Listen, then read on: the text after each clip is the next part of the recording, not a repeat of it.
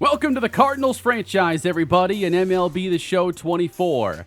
There should be a lot of action in today's episode, and we're getting started with some clips I got from the most recent channel member stream, where I tend to just play some extra games and see if anything major happens. Well, one of the big stories we're tracking early in year 4 is Nolan Arenado's quest for 400 career home runs. He hit .399 the game before this one, and that's a sharp hit down the left field line. This brings home the third run for the Cardinals as Nolan is able to leg this out, getting to second base. Nolan's a huge part of this offense still, hoping for big things with him at age 35. In the fourth inning, second at bat against Josiah Gray. And he turns on a cutter over the heart of the plate, and there it is, everybody. Number 400 for Nolan Arenado. And we've gotten that big milestone accomplished just a few days into the new season. It's his 165th home run as a member of the Cardinals, and I was very happy I was able to get this in just one player lock game with him. Nolan last year hit .261 with a .769 on base, and I'm hoping he can keep up that same quality of play this year. Unfortunately, we weren't at home, but he still gives the curtain call to the few Cardinal fans that travel here to Washington. And Nolan was feeling it here in this game, and every at-bat he was getting good pitches to hit. He ended up a triple shy of the cycle here in the 7th. And despite that being one of his hardest hits, he's not getting to third base on that. It is a Cardinals win 6-2, and Nolan has a 4-for-4 game while hitting number 400. Pretty cool moment for him and for the Cardinals here early this season. Now, I also have some things to show you from the following game, our home opener against the Cleveland Guardians. This would be Tink Hence making his sophomore season debut after being Rookie of the Year a season ago, and we're obviously counting on him and Dylan Lesko quite a bit. We have high aspirations. We need our young pitchers to pitch more like their veterans. The game opens with Hence reaching up and snagging a chopper over his head, and following that up, a big curveball to take care of Ryan Noda. And J-Ram also strikes out on the curve. Great first inning of the year for Hence. He comes back in the second and makes Kyle Schwarber the third straight Guardian to strike out against his curve. That pitch was working early on. Why go away from it? 4 straight strikeouts on the curve. We go bottom 2, Nolan Arenado. What a start to his year. A deep drive to left field. It is out of reach and down for extras. Well, maybe a few years ago for Nolan, it's a long single. We load the bases in the second, but a grounder to third turns into an inning-ending double play as the Cardinals cannot cash in. Ahead to the third inning. Tink Hence gets into his first jam of the day and faces two-hitter Ryan Noda. He gets ahead 0-2 and strikes him out on a fastball outside the zone. And then looking for one more out against the best Guardians hitter. And Jose Ramirez flies to Luis Robert to end the inning. Hence showing us he can get the strikeouts and pitch out of trouble. All the way to the 6th inning now, scoreless game. This is a soft fly ball into right and a diving grab by Lars Nootbaar. But at what cost? Nootbaar would hurt his arm and exit the game after making this catch and was replaced by Victor Scott. We'll check up on him after this game. Kyle Schwarber, line drive into center field. Guardians trying to get Hence out of the game. They put runners at first and third. And that brings up Gabriel Arias with the pitch count getting up there for Hence. And a deep drive down the left field line, just turning foul at the last moment.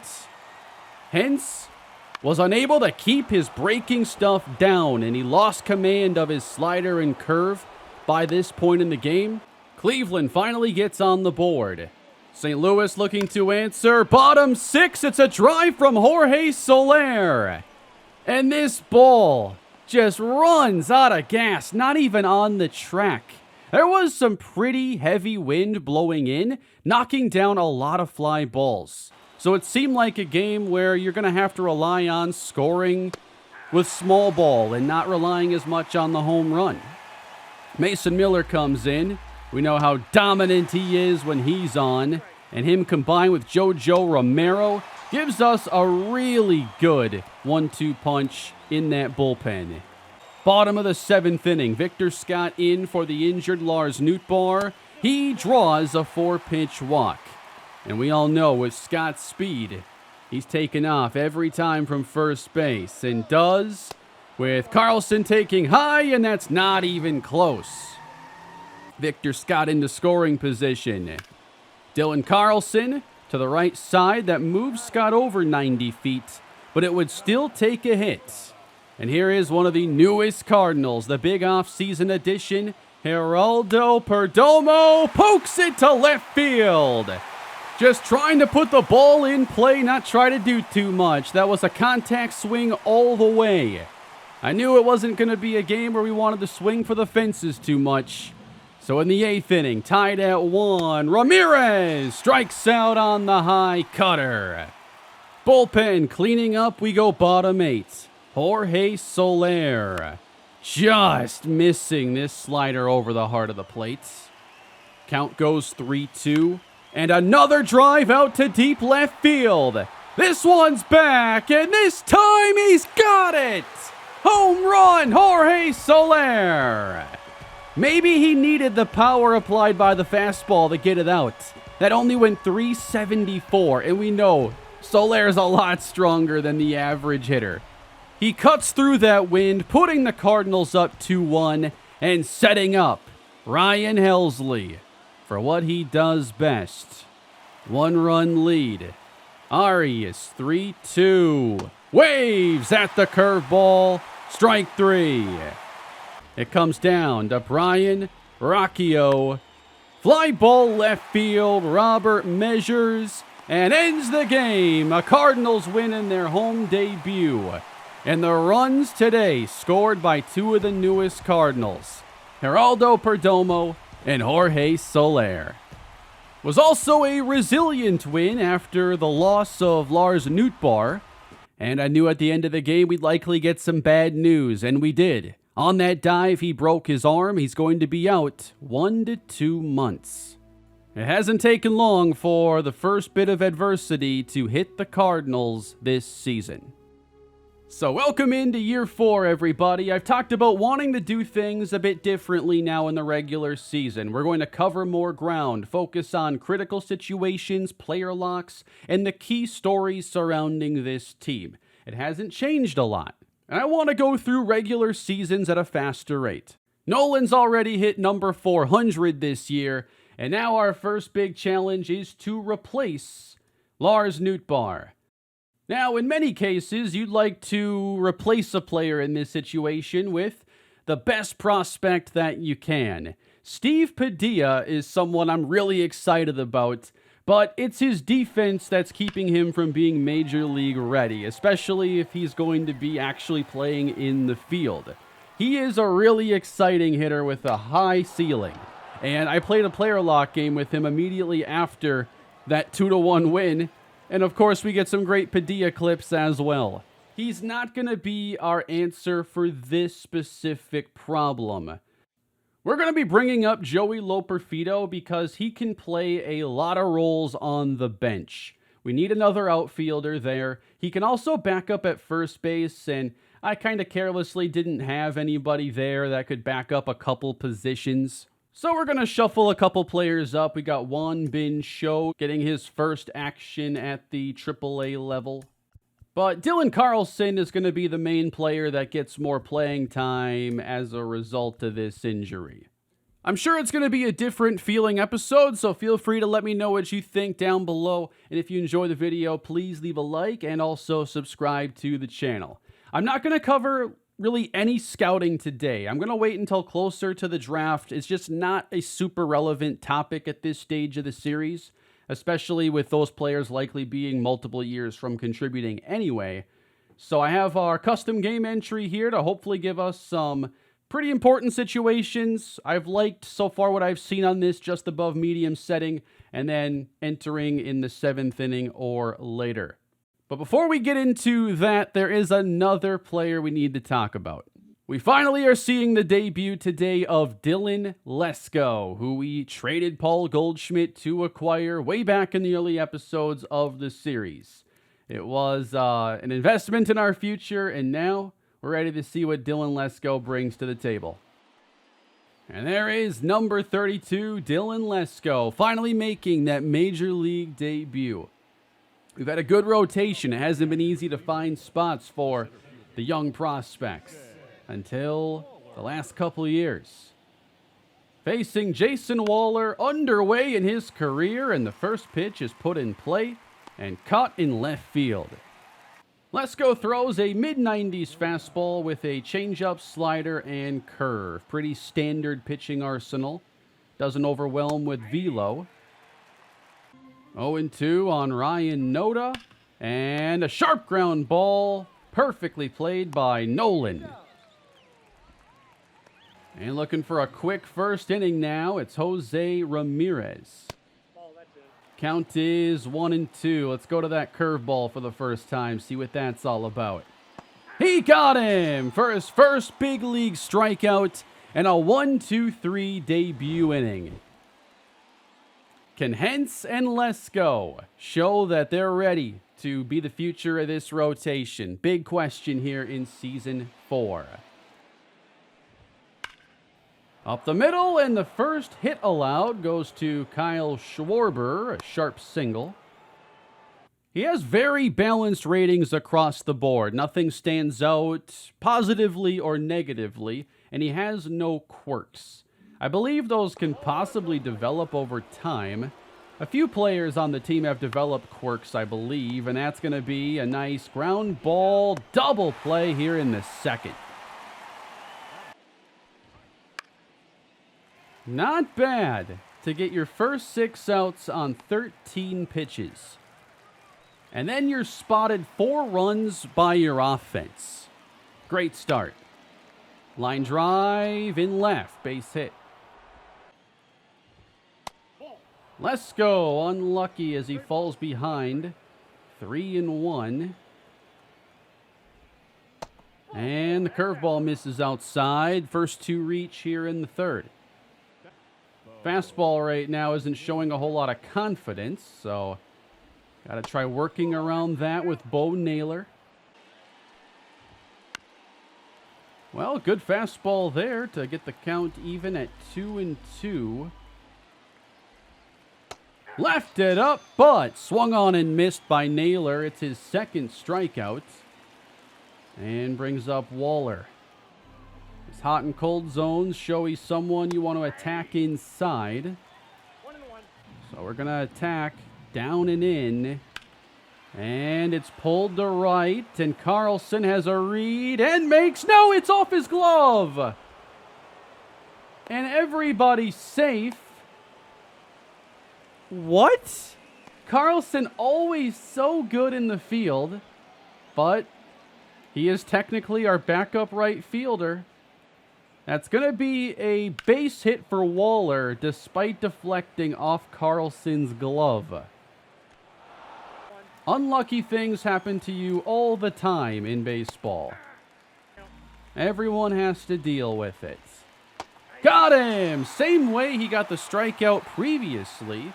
Missed up with the curve, but definitely tough to hit. It has a lot of break. And now Ramirez with the bases juiced. Big pitch, 2-1, and it's a drive to the gap.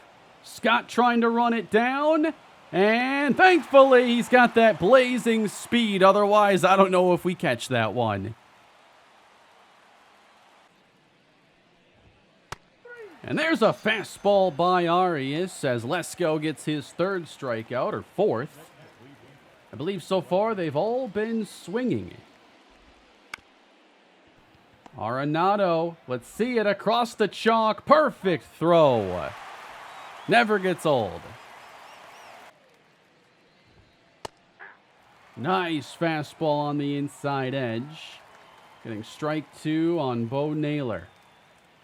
And the 2-2 from Lesko misses outside. Hasn't walked anyone quite yet. 51st pitch is just low.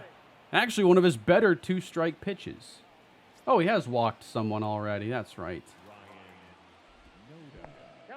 Got away from Contreras.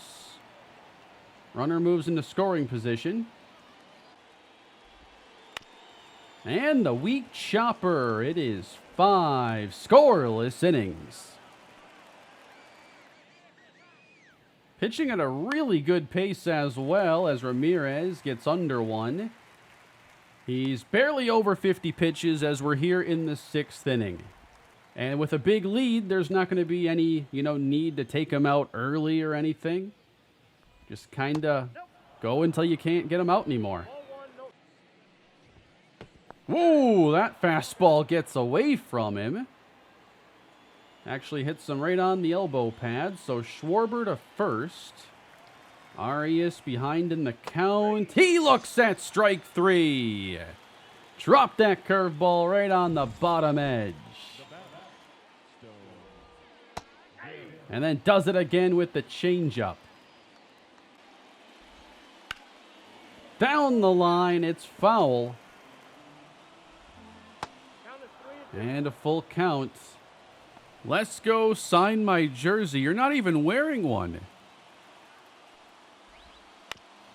Ground ball to short. A lot of ground outs and a really, really impressive start for Dylan Lesko. We're getting down there, though, with his energy. Wasn't sure if I wanted to raise stamina by 1 or 2 notches. I'm going with 1 for now. I think the curveball is very much a work in progress. It's been the pitch he's commanded the worst so far, even when he's confident in it. 3-2 to Manzardo, and that is going to be lifted foul.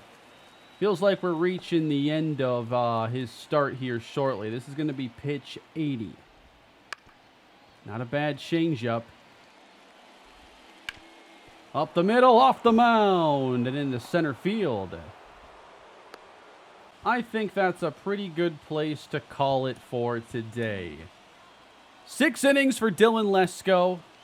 2 runners on base that are going to be his responsibility, but a nice glimpse of what he can bring this team here in year 4.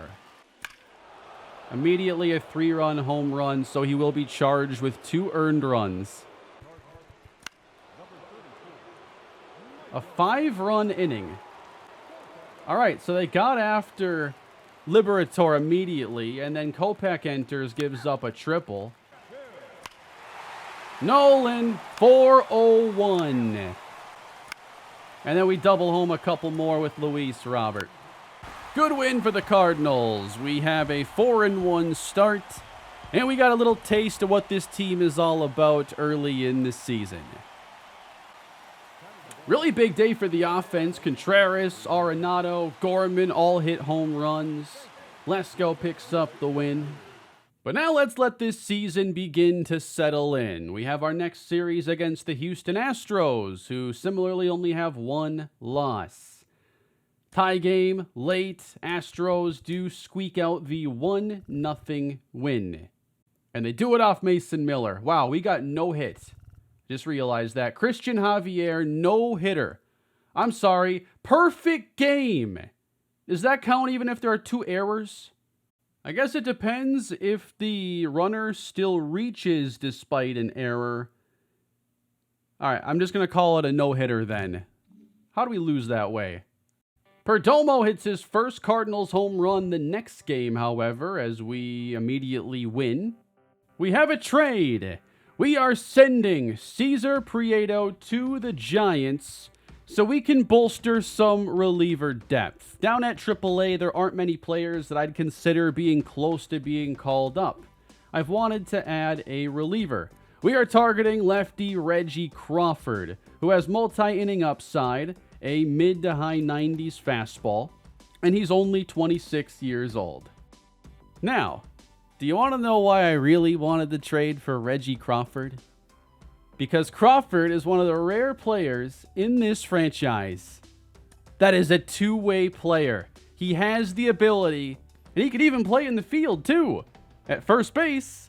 But Crawford fits as a reliever, which, yes, we needed more reliever depth, but he's got the ability to do a little bit more than that. Who knows if that'll become useful one day, but won't it be nice to have as an option? I doubt the Giants were ever going to get the most out of him, so we had to go make that deal. And if you're ever curious if there are any two-way players somewhere in your franchise, because it's not really easy to identify, just use the player finder and look at starting pitchers that happen to have a contact that's obviously higher than starting pitchers would ever have, and you'll quickly narrow it down. German Marquez was a really good hitter before the pitchers weren't asked to hit anymore. But don't forget to also check on potential relievers, because as we just found out, you've got options there at the same time.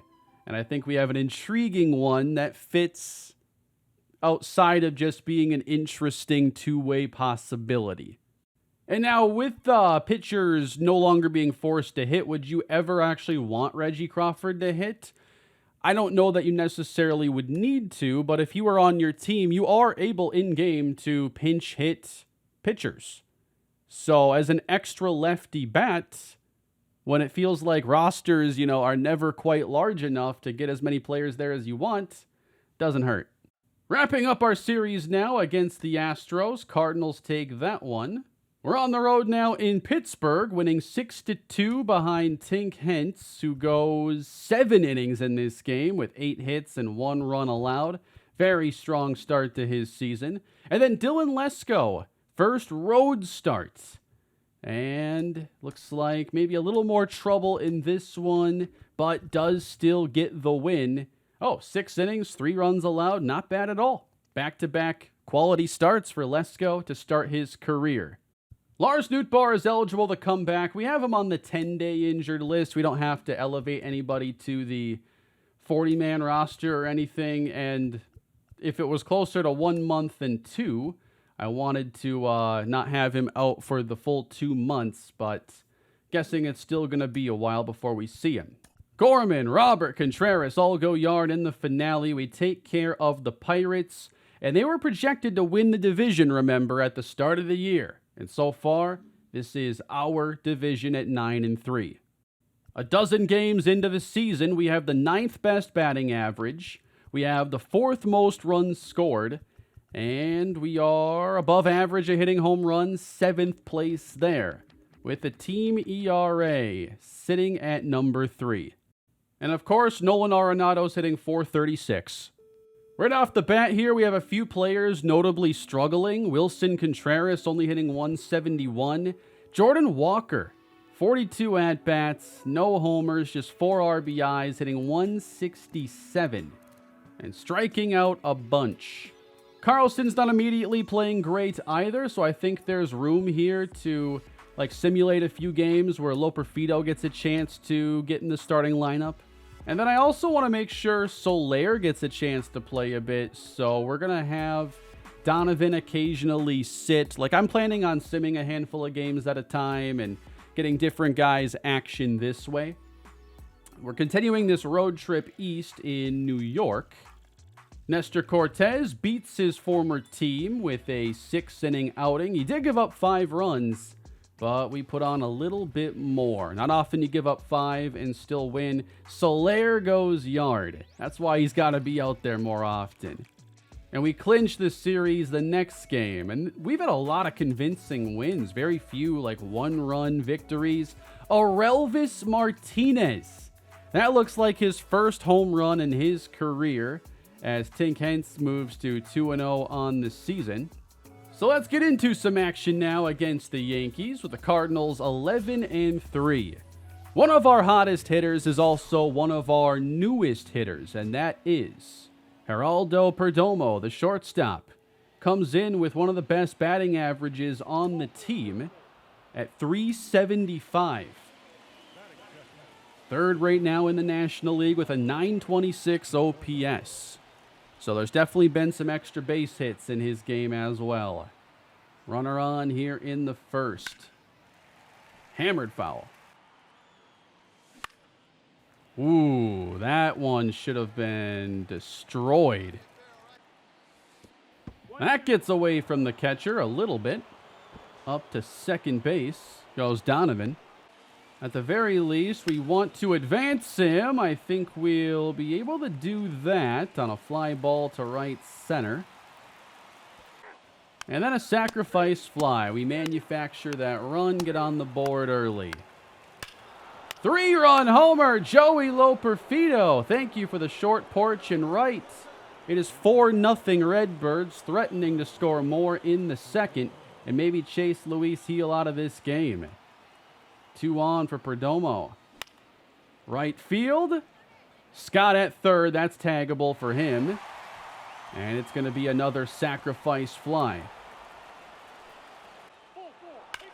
3-run homer for Gorman. And we're pouring it on here, looking at a sweep of the Yankees. As long as Lesko doesn't decide to have his first real, rookie struggle right now. Chopper towards Perdomo. Easy. Gil is out. Salinas is in. Oh, he's been here for a while, too. 35 pitches into the game. Fly to right. Come on. Not quite enough. 84 off the bat. Lesko does give up his first career home run to the catcher Ford. Home run for Anthony Rizzo. And let's see if we can turn 2 here as Lesko tries to go 6 again. Back to Lesko. Donovan. All we do is watch a double play. Getting some length in his first starts as well. Bottom 7. That's a ground ball. And Donovan says now we can participate. Double play. Cardinals win this game and they sweep the Yankees. And all 3 were pretty smooth victories. We weren't running into critical situations at all, like in this stretch, because the wins were just too out of reach. Lesko goes 7. He's 3-0. What a start. Looks like some knee inflammation for Daryl Moreno. He should still be all right. But I am monitoring how well he plays to see when he's ready to move up to the AAA level. And last year, the numbers weren't spectacular, and they're not to start this year either. His on-base is good, so he's at least drawing some walks. And he does have 3 home runs and 32 at-bats. Steve Padilla down at AAA, he's far and away the best, one of the best hitters down there anyway, showing the most pop with 4 home runs. And then Benny Matsumoto has made his first few starts of the year. Looks like it's an up and down opening to the season, but mostly good. An abdominal injury now for Jordan Walker, so he's going to have to miss a couple of games at least.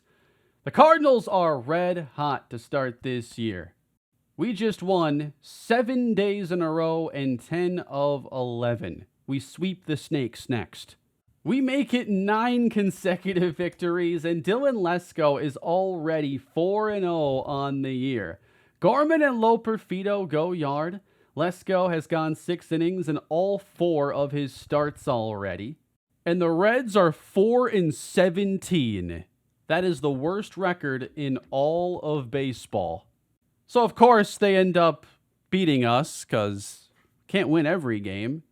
This is such an impressive start. Hentz has a 7-inning outing. He and Lesko are off to just incredible starts to the year. Perdomo and Robert go yard as Wilson Contreras has a triple in this game. We win 9-2 over the Cubs and actually split a series. Remember last year, there was some up and down play from closer Ryan Helsley. What's the narrative going to be this year? As we've bolstered our bullpen, it's much stronger, and if he were to struggle, I think we'd have options for replacing him. Well, a 1-run game here in Toronto. We've lost a couple games in a row here, so Helsley trying to get us back in the win column. And not quite sharp here. Everything's close. But strike zone being called by the books so far. Thank you for reaching at that. Didn't have to do that. And it's ball 4 to the leadoff man, Addison Barger. So far this year, Helsley is a perfect 8-0 in save opportunities and doesn't have a run allowed in nearly 9 innings of work. So we've got a perfect closer season in the works. Grounded to Arenado, got him. Double play on the speedy Lantigua. So it's the 9-hitter who needs to keep the game going for the Bluebirds. And he struck him out, reached back for 103, and Helsley moves to 9 perfect saves to start the season. And things just could not be flying any higher for the Cardinals in the first month. We, despite losing Lars Nootbaar, one of our core players, have not missed a beat and look like the best team in baseball. We do have the best record in baseball at 20-7. The Dodgers are currently 20-8. Nearly done here in the month of April. Nestor Cortez looking to go the distance. We do shut out the Blue Jays, getting another series win, and the bullpen can take the day off. They're still not giving us a good timetable for Lars Nootbaar, so he's still going to be on the list for 28 days, it looks like. But Nolan Gorman right now with 11 homers, 31 RBIs. We haven't even played 31 games yet. I think those both would have to lead the league right now.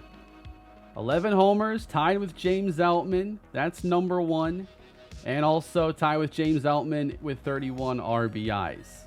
So Nolan Gorman having a big breakout this year. Just with one more year of arbitration left before free agency. I never expected his contract to be cheap.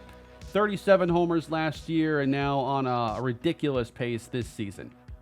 So far between Victor Scott and Dylan Carlson, no one's really winning. They both have similar at-bats, have a similar average, and no home runs. And Joey Loperfido isn't really moving the needle either.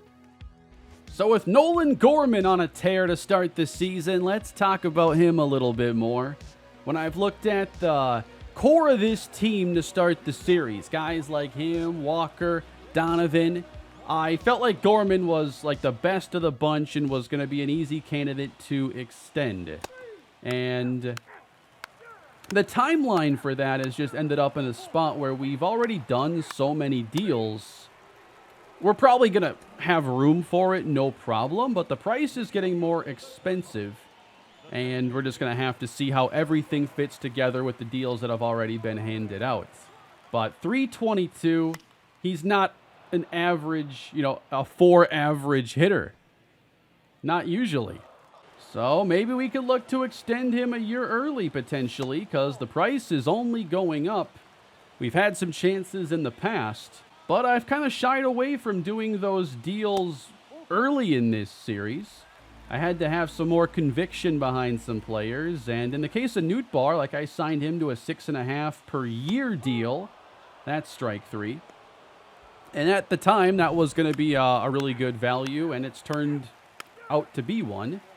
A home run given up, and now they chase Lesko out of the game. He's not going to make it 6 today. But we're starting to rally a bit here in the 6th. We have put 2 on the board. But base is empty for Gorman. 0 for 2 with a pair of strikeouts. Liked that one, but too early. Got one up, but it's sent right to short. And out is Gorman. Mason Miller doing a great job in relief until he gives up that 8th inning run. So we got Perdomo waiting at third and a 2-run game. Yenier Cano on the mound. What a pitch to start. And then fouled off the changeup, and we're already down 0-2. Just want to put it somewhere good enough to bring him home. Cano's tough. I mean, this is the at-bat so far. Not much you can do when he's pitching that well. Nearly got us looking there. And now we work the count full with Jordan Walker on deck. No! Just can't hold back with a 2-strike count. Wanted to put that ball in play, obviously, with Gorman. So we're going to drop this one. I'm not helping Gorman's chances here with that 3-strikeout game. Wow, Will Brennan homered against us. We traded him to the Orioles earlier this year when we were making our moves. So he gets a little revenge there off of Lesko. And we're going to finish off the month of April today. And we finish it 24-8. I mean, no one expects to do that well in any given month. Even if you played the White Sox 30 times. Dodgers are 24-9 though, so we're not alone with that great record. But already it seems like the Central is showing there are a couple teams that aren't quite on the level of us and the Brewers. And on top of that, we've gone 8-4 in division, so we've been dominating those two teams in the basement. Team ERA is second, only behind the Phillies, so I think have the best pitching staff in the franchise.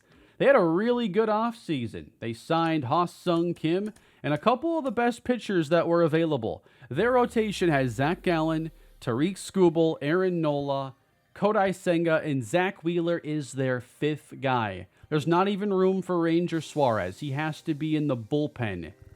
So this team is pretty nasty. And Brian Abreu is their closer. I tried to sign him. He took less to go to Philly. Should we go to the postseason again at 24-8? You hope we do. I still got the Phillies and Dodgers to deal with. A couple big heavyweights. We're just trying to show that we're on that same level as them.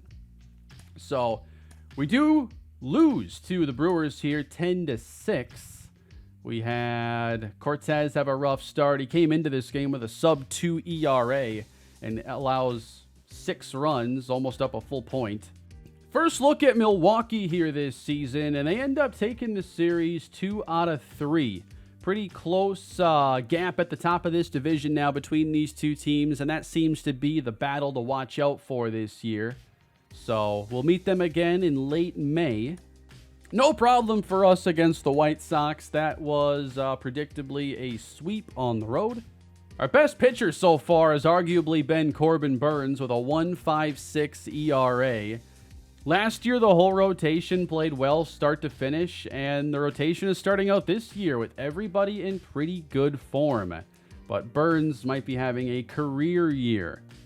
I'm very impressed that Cincinnati has even gotten back to 16-21. They just had the worst record in baseball not long ago, so at least giving their season a bit more hope.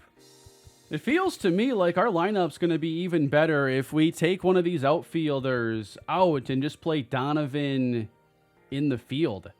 Soler has 5 homers, 12 RBIs. He's doing well when he gets a chance to play, but the only way he's really going to do so is at DH. So we're going to shuffle things around here a good bit, and we're going to get Donovan in left and slide Robert over to right field, with Soler obviously becoming the new everyday DH. Jordan Walker's numbers are down a good bit, so he's sliding down the order. Wilson Contreras, very similar numbers on the season. I expected some regression from him and Nolan. Eventually somebody had to slip a bit. And for Contreras, it seems to be a pretty heavy offensive regression, at least to this point.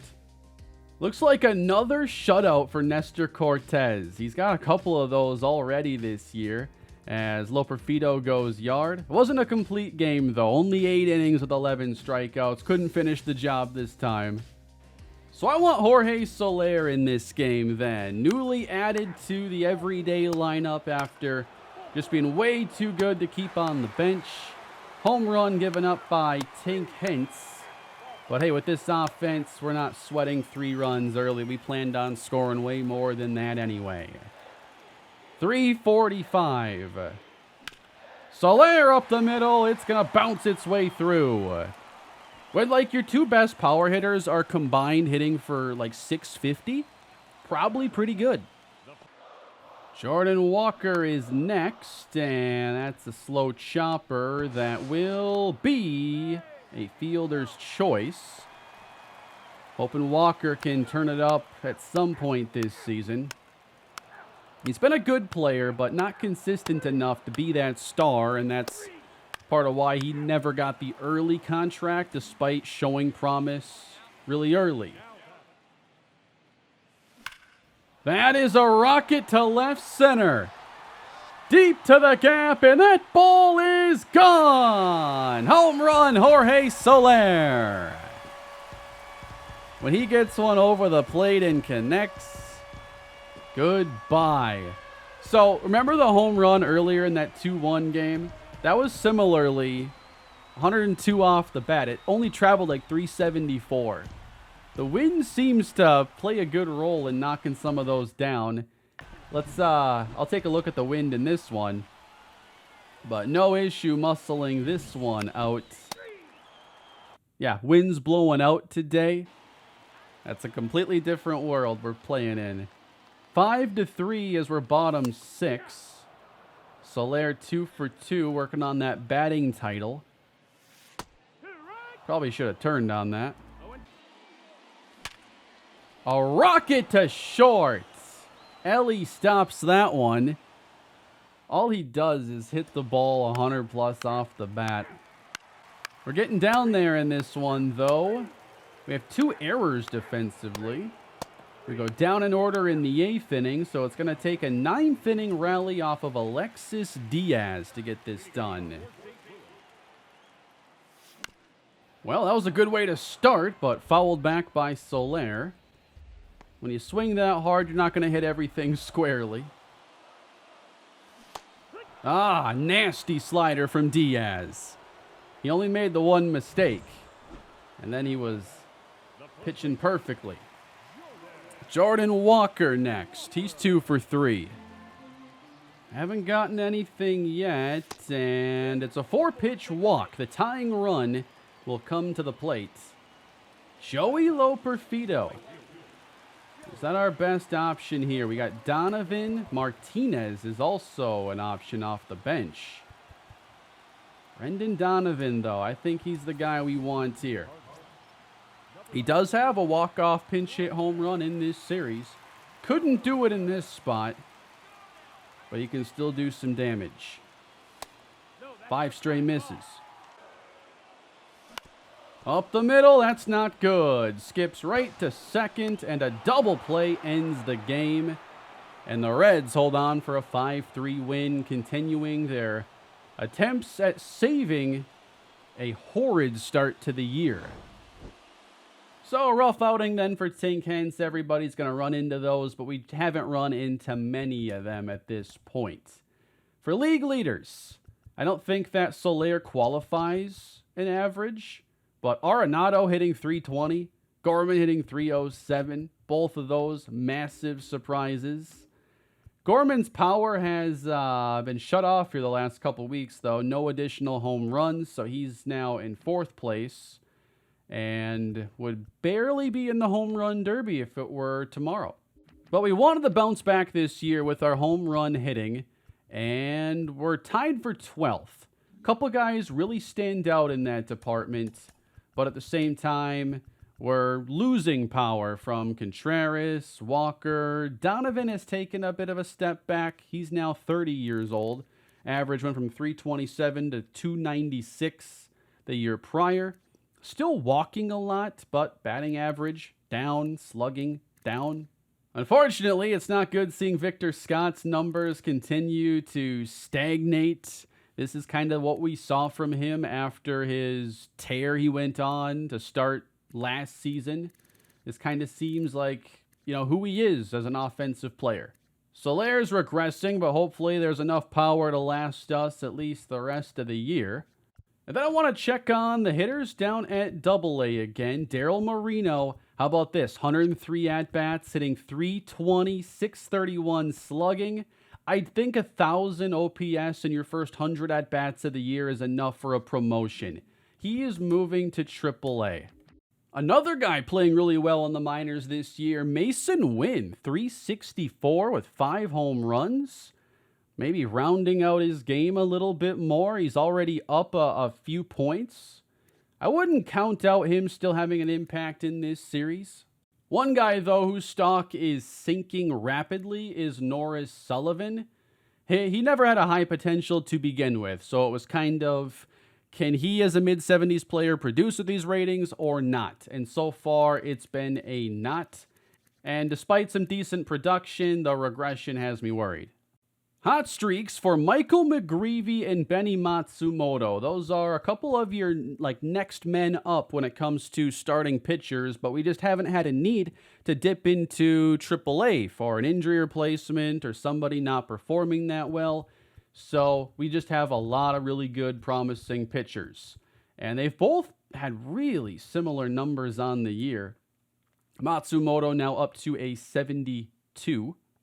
But as he's set to make his AAA debut, let's go see one of our top hitting prospects in Daryl Moreno for AAA Memphis. I really want to see him make a major league impact. He is a huge step closer to that. I think that everything is lining up for him potentially to be our next DH. And he's going to start things with a base hit, moving Padilla from first to third. We're going to just stay at first here, not get too greedy.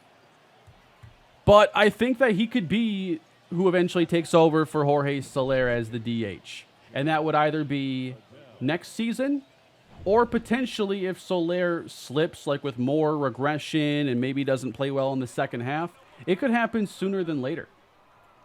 And as well with Moreno and his skills only on the rise with a high 80s potential, he could be too good to keep at AAA. That's going to be lifted by Joe Adell, and it's going to be caught. Won-Bin Cho not hitting very efficiently at AAA, but getting some experience here. His potential has always been like mid-70s, and he has good defense. And with his lower plate vision, I think that his ceiling is more of a bench outfielder, kind of replacing Will Brennan's role in the organization. Now with the same offensive skill set. And now Norris Sullivan's going to get a chance to hit with the bases juiced. Come on, Norris. We're not giving up entirely. Strike 3 looking. You'll notice on Moreno, I did give him an adjusted stance. I didn't really like his batting stance. I found it tough to kind of time up, and I just wanted to make a couple adjustments on it. So I got one that is similar but not totally different. That's going to be a double play. Would really love to see him get hold of one, though, and show you all that power he's got. Wow, got a fastball, but a little too eager. They have him ranked right now as the best first base prospect in baseball, a number 50 overall. With Jordan Walker's production, nothing special. That's another spot to keep an eye on.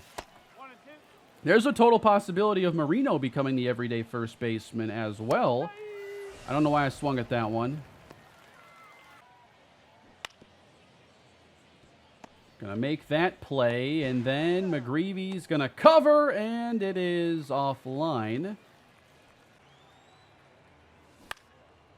Nearly a hit down the line from Moreno. And chase the slider.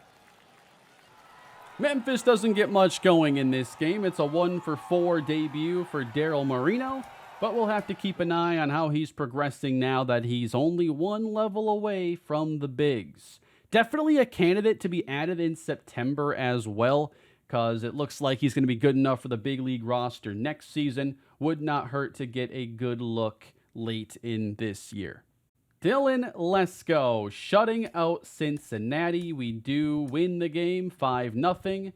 And for Dylan Lesko, his first complete game shutout. Cardinals take 3 of 4 from the Reds in this meeting, moving to 30-11 on the season. Let's jump into a game here. We got a critical situation. Tie game against the Cubs. We're in the 8th inning with Phil Maton. It's been a very different episode, obviously, and I think as the season moves along, we'll see series that stand out as kind of more critical that we might spend more time on. Not used to moving at this fast of a pace with baseball content, so I'm going to have to adjust and see how I want to do some things. And feel free to leave any feedback so I can make these as good as I can. Blocked by Herrera. By the way, Herrera's arbitration years line up to where his last year of arbitration is, I believe, 1 year after Contreras' contract is. So that's not like an imminent milestone, but just something to keep an eye on when you think about Contreras not having a great season at the moment. And Herrera showing promise at various points. 3-1 to Madrigal, and the Oregon State star will have this count run full. And a drive to left field, but Donovan is going to get there and make the catch with no advance. So I think one thing we're seeing this year, because we've been pitching deep into games with a really good offense, there's been no need to use a long relief role. It's led to Jojo Romero hardly getting used. I think we're too good to leave him there, and he has to be a middle reliever. He usually gets a lot more innings than this, but most of these have been going to Mason Miller. And so I think because we don't have a need, in the 6th inning, you're not counting on a long reliever. That role is just being unused. We're trying to strike out Seiya Suzuki, and do on the big sweeper from Maton. Ben Brown is the Cubs pitcher. Coming in to face Joey Loperfido in the bottom of the 8th inning. And we're going to make a move, actually, because Nolan Gorman's on the bench, and Joey was playing second base today. And not giving him anything he can work with easily. Might be a short stay for Gorman. Took a big cut 3-0. That was ball 4. All right, that's a walk.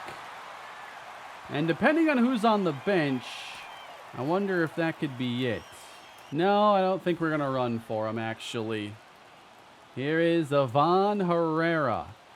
Herrera hit .276 in his limited playing time last year. Not playing nearly as well this season, but it's all small sample size for a bench player in May. And that's going to left field, laced for a single and 2 reach to start the inning. Aurelvis Martinez. What a spot here for the rookie. Looks like a bunch of guys are getting off days. We're going to let Nolan stay on the bench for this one. Martinez. My first time hitting with him at the majors. Down the middle. Strike. Been trying to be a little more patient. I feel like a lot of my balls in play are first pitch or 1-1 counts. Well, that was a nice one to hit, but too early. Not much speed on the base paths. I really don't want anything low here. And it's about what we get, but it's going to left field. Loading the bases. A walk and 2 hits. Nobody out for the Cardinals as we try to take the lead here in the 8th. Victor Scott. Give us a grand slam, Victor. Everybody's been waiting all series long for you to do something in this moment. I want to start being more patient even with 1 strike already in the count. You know, sometimes I swing at that one because I'm like, well, I don't want a 1-2 count either. But ultimately, I just need to be more selective and try to hit the good ones. That is on the corner. No, it's outside. Got him on the curveball. I mean, the dude just throws him perfect pitches in the at-bat. There's not much you can do. That one hurts, though. First out of the inning, and now a double play prone. Donovan, who lines it to right. Down for a hit. Cardinals take the lead. Third single of the inning. Brendan Donovan, one of the most consistent players throughout the franchise. And now Geraldo Perdomo looking for the insurance. Right center field, and no one's gonna get it. Clear the bases. Perdomo rounding second. It is a 3-run triple. The Cardinals have broken the game open. And great contributions there just across the lineup. You got some bench guys who come in and give us some key singles, and then the veterans step in and deliver the big hits. 5-1. Helsley will not be required. Wow. Wow, that was right down the middle, but another hit for the Birds.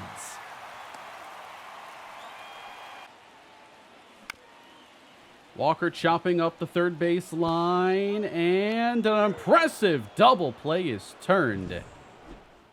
So we have a really strong 8th inning, and we're going to make sure Jojo Romero can get his innings up, because this is ridiculous. He's one of the best relievers in the game, but getting relievers to, like, pitch in the simulating is a big challenge. Usually, long relief pitcher 1 pitches a lot. The game is choosing to instead play Mason Miller a lot more often. My only thought is that we're into situations where it's drawing from middle relief and not long, again, because our pitchers are going deep. And Miller has multi-inning upside, so he just gives them 2 or 3 good innings, and that's the day. Romero gets a strikeout to start his inning off. Edward Olivares looks at a circle change. Softly to Donovan, manning left field. Shea Langoliers. Always nice to see an old face from the A's franchise pop up. Gorman is there at second. And the game is over. Cardinals take this one from the Cubs, tightening their grip on first place in the Central. I think I'm going to stop our progress there today. I want to see what everybody thinks of this first try doing an episode like this. I think that in the second half of the year, there will be many more games that are interesting to get into. Felt like this schedule was like a lot of, easy games and series that, weren't against the Brewers, which are about the only team that's kind of interesting to face right now. The Dodgers and Phillies also would be good to check on. Diamondbacks are playing well. And then the Miami Marlins are behind the Phillies at 24-16. Be really curious in how they've been rebuilt. Yuri Perez, Sandy Alcantara, Nico Horner was their big offseason addition, and when he's playing at an MVP level, that's probably going to elevate things. That's a ridiculous start. Jazz is still there. Jordan Hicks, former Cardinal. He's got that really high velo. Would have been fun to have him in this series. Luis Ariz never left. Edward Cabrera, CJ Abrams, Eloy Jimenez. So we'll have to see if this is a team that's going to stick around for a while or not. It's a long season, so things will change. So far this year, the team is playing very well. A lot of the high averages are now falling. Perdomo's at a 296. Robert hitting 255. They've had him with a cold streak for a while, but this is just more along the lines of kind of who he's been in the franchise. A good player, not always spectacular, but certainly he's always over at 200 ISO. He's going to hit for high pop. Gorman, 310, 11 home runs. Hopefully the power gets turned back on next time. Soler, awesome. I mean, this last second power addition for me is kind of becoming like one of my things. Just, it works every time. Arenado, 84 overall with some heavy regression setting in. but you couldn't tell it by looking at his production this season. Already a 2 WAR when he accounted for 2.7 last year. Jordan Walker's got to improve, so does the battery life on this DualSense controller. I had to buy a longer cord because I have to plug this in almost every recording session now. It's not that Walker's playing poorly, but he's raised the bar higher than this in years past. And we can see, like, the production seems to be an every other year type of thing for him, and that's not going to get you the early payday. He's accounted for a negative 2.4 WAR in the series, a 4.4. We're just begging for consistency. Contreras only hitting 222 on the year, so a lot more regression going his way. And there's a chance we start to work in Ivan Herrera a little bit more. Not like benching Contreras, but if Herrera only played in like 32 games last year, or 35, then like what if he played in 50 games this season? Just giving him a chance to develop. He's a B potential catcher. I long considered even trading him because it didn't seem like he'd have a future in this series, but there's enough time for him to still make an impact, and it's a luxury to have a backup catcher that's more than an automatic out. We've talked about Scott and Carlson. The impact is what it is. It's not going to be great from either guy, it seems. Carlson did take off a bit with the Mariners last year, but that all seems to be in the past. Loperfido's been helping us with the injury to Lars Nootbaar now, and he's going to give you just, passable play, probably close to a 0 WAR in most cases, but striking out 35% of the time. Just put the ball in play, Joey. You're going to be fine. Aurelvis Martinez. The main thing here is I just want to see his development. And I think it's also smart to try to get him a few more starts here or there, even if I'm just manually, if it's a series that's not super important, just give Martinez a start in 2 out of those 3 games.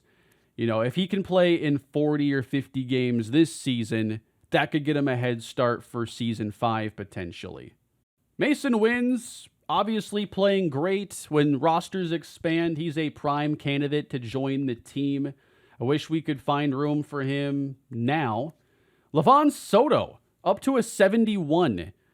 I think he's also somebody that would be good enough to be on a big league bench, just not quite our bench yet.